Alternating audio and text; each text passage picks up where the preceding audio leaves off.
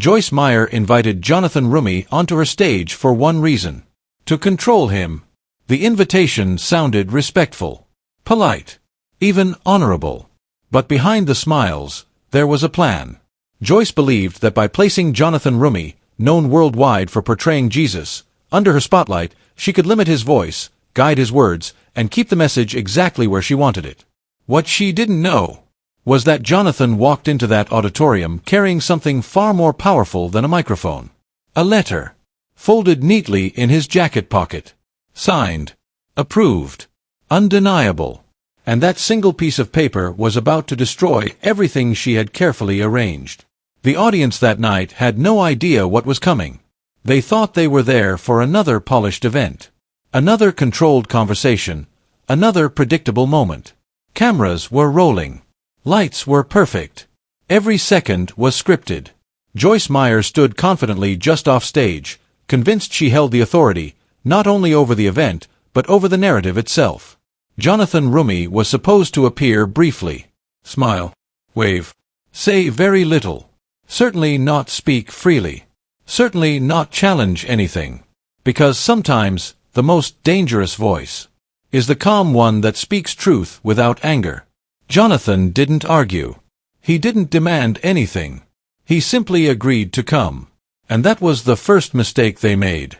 Because while Joyce believed she had invited a guest, Jonathan understood he had been sent. Not by ego, not by fame, but by responsibility. As he waited backstage, listening to the music swell and the crowd cheer, Jonathan touched the folded letter in his pocket. He didn't need to look at it again. He already knew every word. That letter wasn't written to embarrass anyone. It wasn't meant to start a fight. It was there for one reason only: to protect truth when power tried to silence it. In just a few moments, Jonathan Roumie would step onto that stage. And when he did, the atmosphere would shift. Because control only works until truth walks in the room. And once the letter came out, there would be no stopping what followed. The event was scheduled months in advance, and everything about it was designed to look flawless.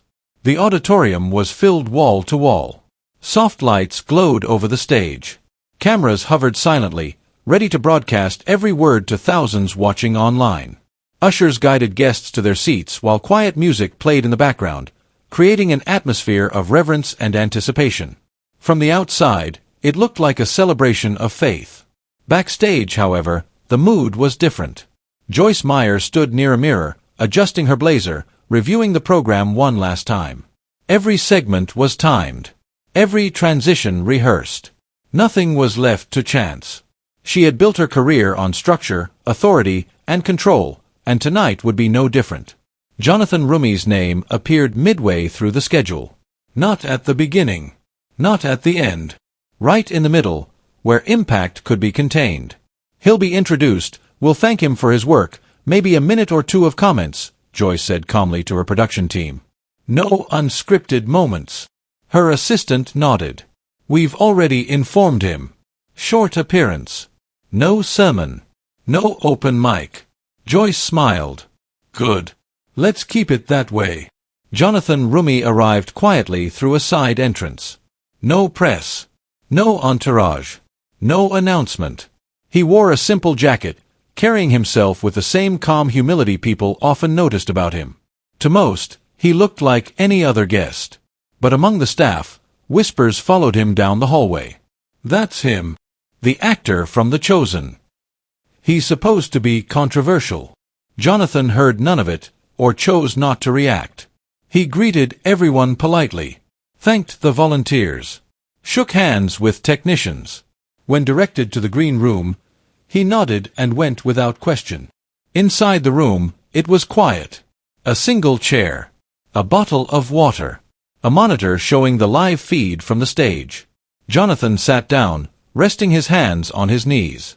He watched Joyce speak to the crowd, confident, articulate, completely in control of the room. The audience listened closely, responding on cue, applauding when expected. Jonathan wasn't offended by the restrictions placed on him. He understood them. He also understood why he had agreed to come anyway.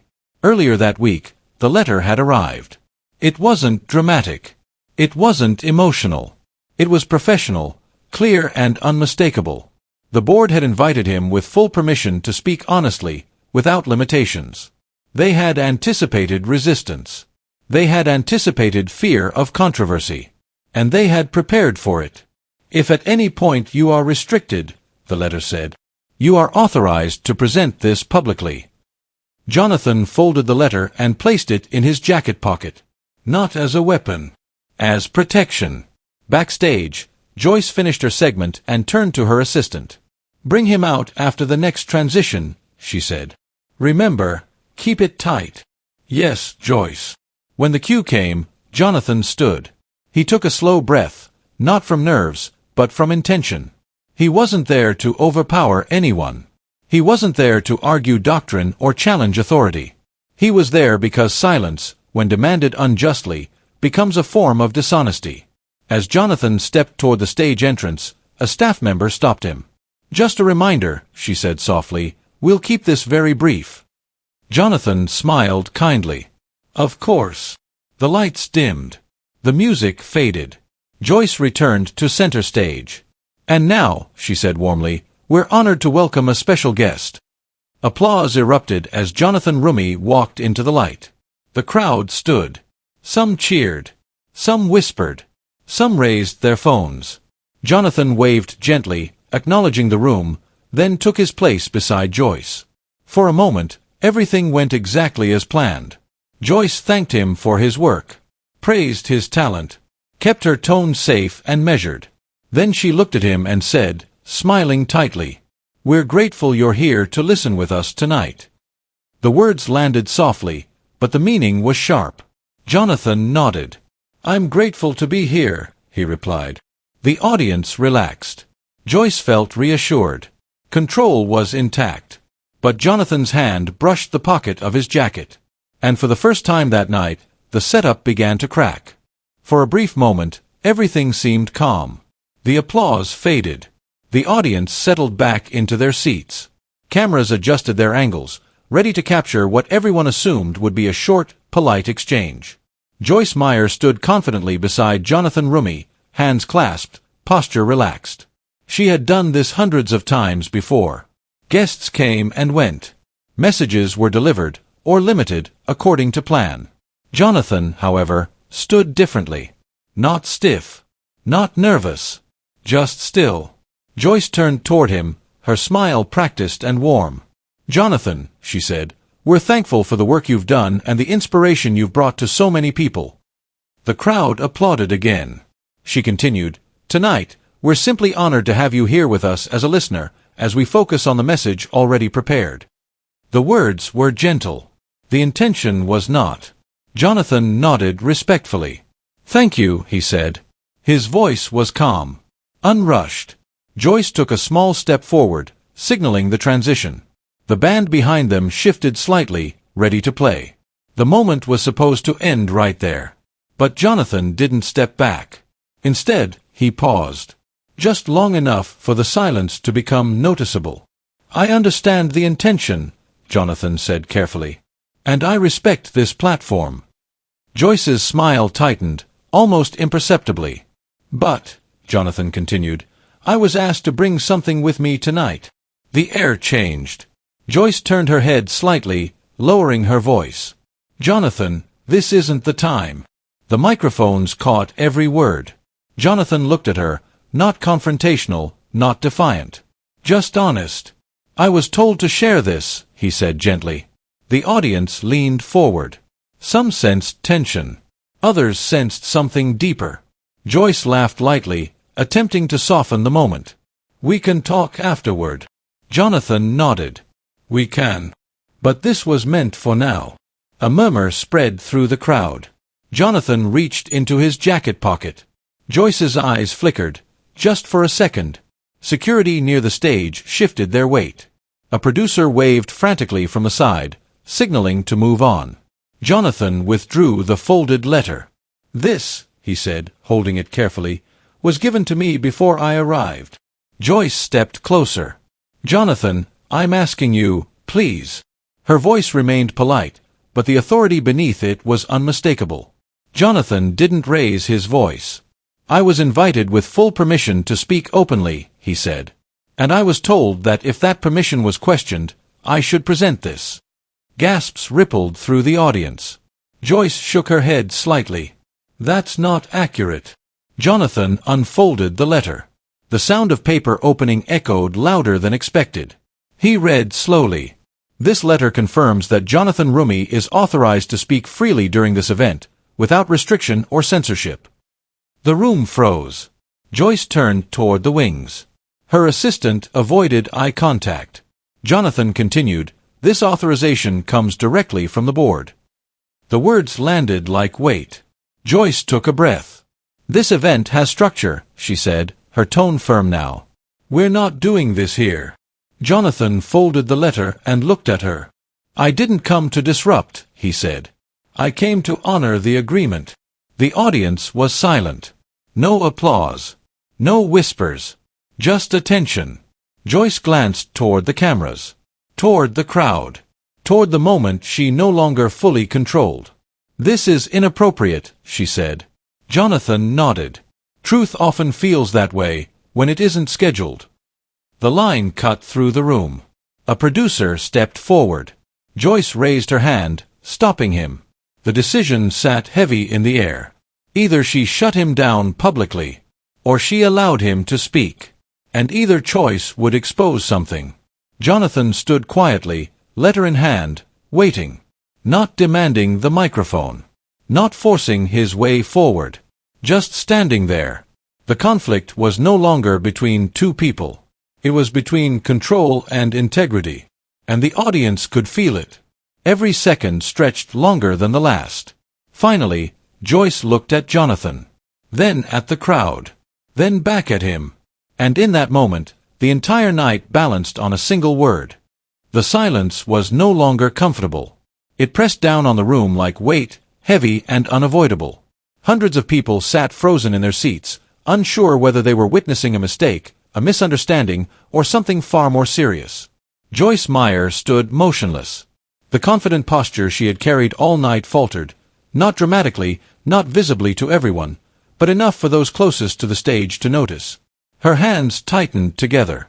Her eyes scanned the audience, then the cameras, then Jonathan Roumie standing quietly beside her. Jonathan didn't move.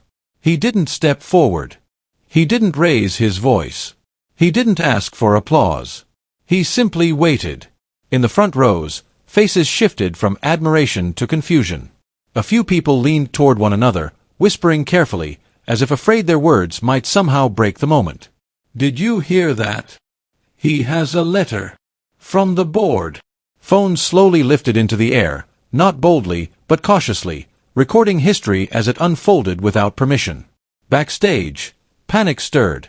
A producer pressed a headset tighter against her ear. "We're live," she whispered urgently. "We can't cut away." Another staff member glanced at the running clock. The schedule was already breaking apart. "This wasn't supposed to happen," someone muttered. Joyce cleared her throat, forcing a small smile. "Let's all take a breath," she said to the audience, her voice calm but strained. "This isn't part of the program." Her words echoed through the room, but they didn't land the way she expected. Instead of reassurance, they sounded like resistance. Jonathan inclined his head slightly.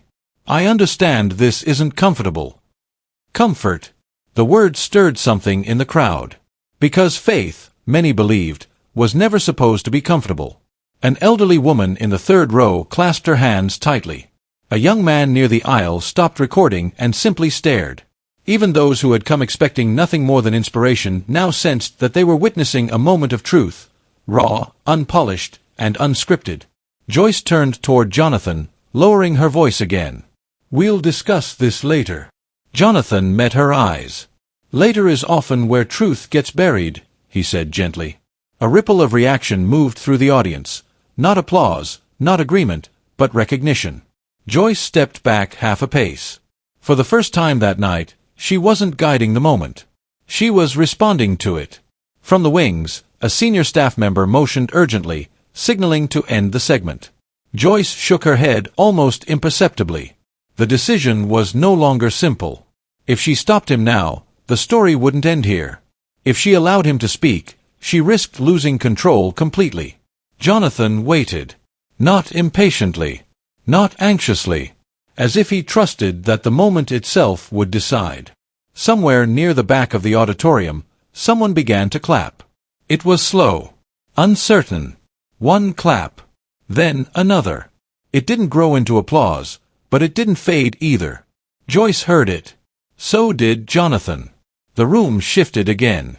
Not toward chaos, but toward expectation. Joyce inhaled deeply. She looked out at the faces before her, people who trusted her, followed her, believed in her leadership. And now, they were watching to see what she would do when control slipped through her fingers. Jonathan spoke one more time, not forcefully, not dramatically. "I didn't come to speak over anyone," he said. "I came to speak honestly, if allowed." Allowed. The word lingered. Joyce closed her eyes briefly. When she opened them, the room felt different.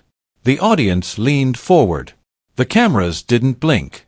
Backstage held its breath. And in that fragile space between authority and humility, Joyce Meyer made a choice. But whatever she chose next, nothing would be the same.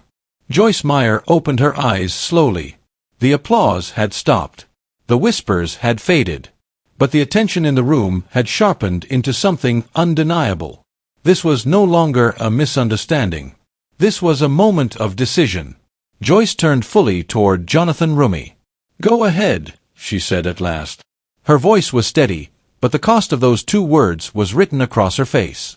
Jonathan didn't smile. He didn't celebrate. He simply nodded, grateful, not victorious. "Thank you," he said softly. The audience straightened in their seats. Phones rose higher now, no longer hesitant. Backstage, the producers stopped signaling. There was nothing left to manage.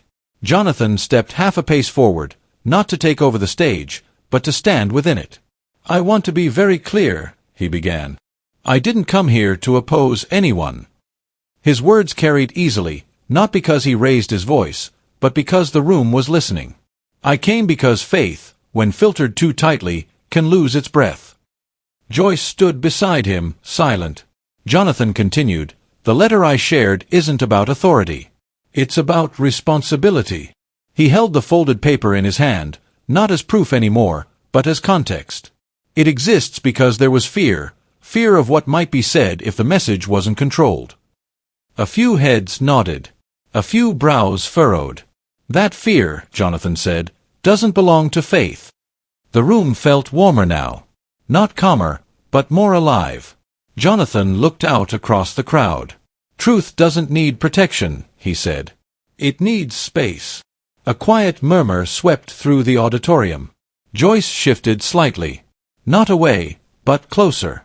Jonathan noticed. "I respect Joyce," he said clearly. "And I respect this platform. But respect doesn't mean silence when honesty is invited, and then restrained." The words landed gently, but firmly. No accusation. No attack. Just clarity. Joyce swallowed. This was not the collapse she had feared. This was exposure. Not of wrongdoing, but of intention. Jonathan continued, "The board asked me to read that letter publicly only if I was prevented from speaking. I wish I hadn't needed to." He folded the letter and placed it back into his pocket. "But maybe," he said, "this moment is bigger than me speaking at all." The audience leaned forward again.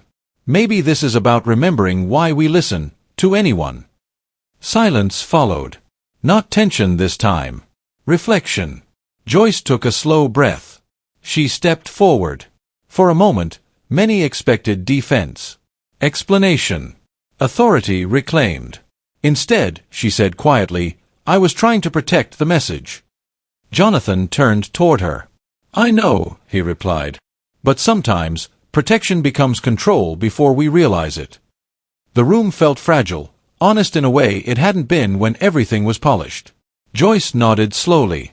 "You're right," she said. The words were simple, but they echoed louder than any speech. A wave of reaction rolled through the audience. Not cheers, not applause, but something deeper. Respect. Not because someone won, but because someone yielded. Joyce turned back to the crowd. "Tonight didn't go as planned," she admitted. "But maybe that's not a failure." She looked at Jonathan. "Please," she said, "continue." Jonathan inclined his head. What followed wasn't dramatic. No fiery sermon. No grand declarations. He spoke about humility, about listening before leading, about faith that grows stronger when it isn't afraid of honest voices. By the time he finished, some were wiping tears. Others sat quietly, changed in ways they didn't yet have words for. The reveal wasn't the letter. The reveal was the truth behind it. Control doesn't fall apart loudly. Sometimes it steps aside. The room stayed quiet long after Jonathan Roumie finished speaking. Not the kind of silence that demands applause.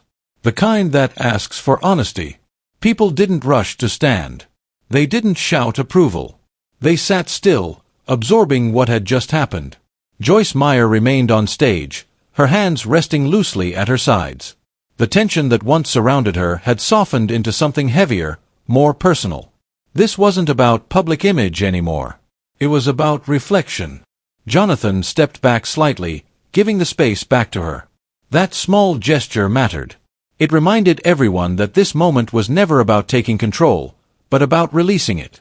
Joyce turned to the audience again. "I've spent decades teaching," she said quietly. "And tonight, I was reminded that teaching doesn't end when the microphone is in your hand." Her voice carried humility now, not authority. "It continues when you're willing to listen." A few heads nodded. A few eyes glistened. Joyce looked at Jonathan. "Thank you," she said. "Not for the letter, but for the patience." Jonathan responded gently, "Thank you for choosing openness." Backstage, the production team exhaled for the first time all night. The schedule was gone. The control was gone. But something better had taken its place. After the event ended, people didn't rush for the exits. They lingered in the aisles, talking softly. Strangers shared thoughts with strangers. Volunteers hugged quietly. Some staff members wiped tears they hadn't expected to shed. Jonathan walked backstage slowly. A young technician stopped him. "I didn't know faith could look like that," she said. Jonathan smiled. "It often does, when it's real." Joyce remained on stage longer than usual, greeting people one by one. There were no rehearsed lines now. No polished phrases. Just listening. Later, in a private room, Joyce sat alone for a moment. No cameras. No audience. She replayed the evening in her mind, not with regret, but with clarity. She realized something uncomfortable but necessary. Control had once helped her build. But now, it was limiting her growth. Jonathan's words echoed, not as criticism, but as invitation. She opened her notebook and wrote a single sentence. "Faith grows best where fear has no authority." When Jonathan prepared to leave, Joyce stopped him near the exit. "I won't forget tonight," she said. He nodded. "Neither will they." Outside, the night air was cool and quiet. Jonathan walked away without attention, without praise. He didn't need it. Because the outcome wasn't measured in applause, but in honesty restored. Inside, Joyce returned to the stage one last time, looking out at the empty seats. They no longer felt like a platform. They felt like a responsibility. The resolution wasn't about reputation repaired or control regained. It was about growth chosen. And that choice, made quietly, without ceremony, was the most powerful moment of the night. Long after the lights dimmed and the auditorium emptied, the lesson of that night continued to echo. Not because of the tension. Not because of the letter. But because of what it revealed about power, humility, and truth. Most people believe authority comes from position. From titles. From who controls the microphone. But that night proved something different. True authority is revealed when control is no longer possible. Joyce Meyer had spent years building influence, teaching, leading, shaping lives. Jonathan Roumie didn't come to take that away. He came carrying a reminder that leadership is not about managing voices, but about making room for them. The real conflict wasn't between two people on a stage. It was between fear and trust. Fear says, "What if they say something I can't control?" Trust says, if truth is real, it doesn't need permission. That night, fear almost won. But it didn't. Because humility stepped in where authority paused. Jonathan didn't raise his voice. He didn't embarrass anyone. He didn't demand respect. He waited. And waiting, sometimes, is the bravest form of courage. Joyce, in turn, did something far harder than defending her position. She listened. In a world where leaders are praised for certainty, she chose reflection. In a culture that rewards dominance, she chose openness. That choice didn't make her weaker. It made her real. And reality connects deeper than perfection ever could. The audience didn't leave talking about controversy. They left talking about honesty. About how rare it is to see power pause and humility step forward. About how faith feels strongest when it isn't afraid of questions. About how truth doesn't shout, it waits to be welcomed. This story isn't about Joyce Meyer. And it isn't about Jonathan Roumie. It's about every moment when we're tempted to silence instead of listen. Every time we confuse control with leadership. Every time we protect our image instead of our integrity. Because sooner or later, life hands us a choice. Do we protect our position? Or do we protect the truth? The letter in Jonathan's pocket didn't change the night. The response to it did. And that's the lesson. You can block a voice. You can manage a moment. You can control a stage. But you cannot silence truth forever. It always finds a way. Through humility. Through patience. Through people brave enough to stand calmly in uncomfortable spaces. True faith doesn't fear disagreement. True leadership doesn't fear honesty. And true strength doesn't need to dominate, it knows when to step aside. So the next time you're given power, big or small, ask yourself this: am I creating space? Or am I creating silence? Because one builds legacy. The other only builds walls. If this story moved you, type truth in the comments. If you believe humility is stronger than control, type Amen. And tell us where you're watching from, because every honest voice matters. Respect doesn't begin when the cameras turn on. It begins when control is no longer guaranteed. And that is where real faith lives.